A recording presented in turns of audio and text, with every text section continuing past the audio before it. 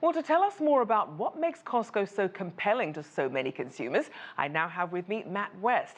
Matt is the editor of the website Costco Insider that tells shoppers all about the deals, new products, and tips for shopping at their favorite store. Thank you for joining us. Hi. Now, we know that business owners used to be the target market for a lot of these retail bulk stores. So how did the warehouse business become the go-to shopping destination for everyday people? Great question. So I think it was a combination of not only low prices, but also high quality products that really resonates with Americans. Now, we know that most people don't live in places with unlimited storage. And for some people, culturally, there's this idea of just buying what you need versus, say, buying 2 months' worth of toilet paper. So how do those issues really influence their visits? Right. So obviously, buying toilet paper once every 2 months makes life a little easier, but you do need to plan for storage a little better. But also, since everything is sold in bulk, you have to plan out your shopping a little better with Costco. So is it really a sense of sort of getting used to the Costco model when it comes to these sort of cultural shifts? Absolutely. And for a smaller family, that takes a larger learning curve. Now let's compare the experiences. How does the Costco experience compare to what's offered by some of these fast expanding rivals like, say, Amazon and Walmart? Right. So I think comparing it to Amazon, Costco, you can get your eyeglasses, you can get your tires done, you can sample the product, you can feel the product. None of those you can do at Amazon.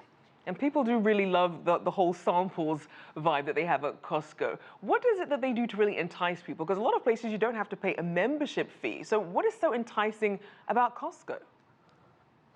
Right. You do pay a membership fee, but I think you feel special because you are a member, and that encourages you to shop there more often. And then it's kind of cyclical in that essence. But also you get 2% cash back with the executive membership, which pays for your membership fee and more.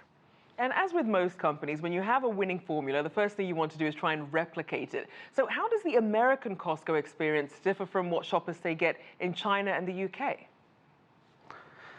Right. I mean, I think China is going to catch up quickly. There's only one store right now, but they have plans for more. And I think shoppers over there will learn to love it just as much as in America.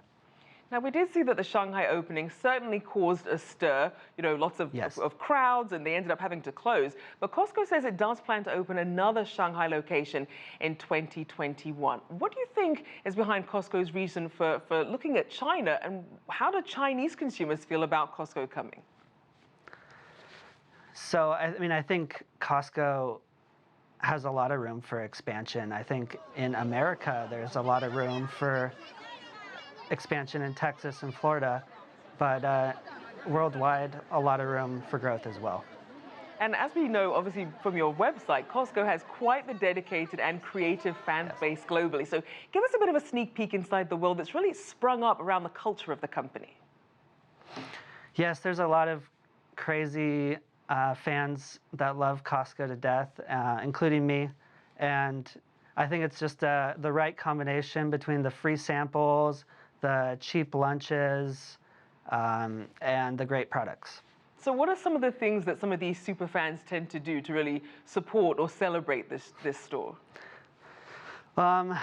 Whether it's getting a tattoo with the Costco logo, running a website about Costco, all sorts of things that fans do. People wear Halloween costumes dressed like Costco employees. Certainly very dedicated. Now, what about if you're a vendor and you really want to see your product on the shelves of Costco? What is that process like? So that is really hard to do because Costco only stocks about 4,000 SKUs per store.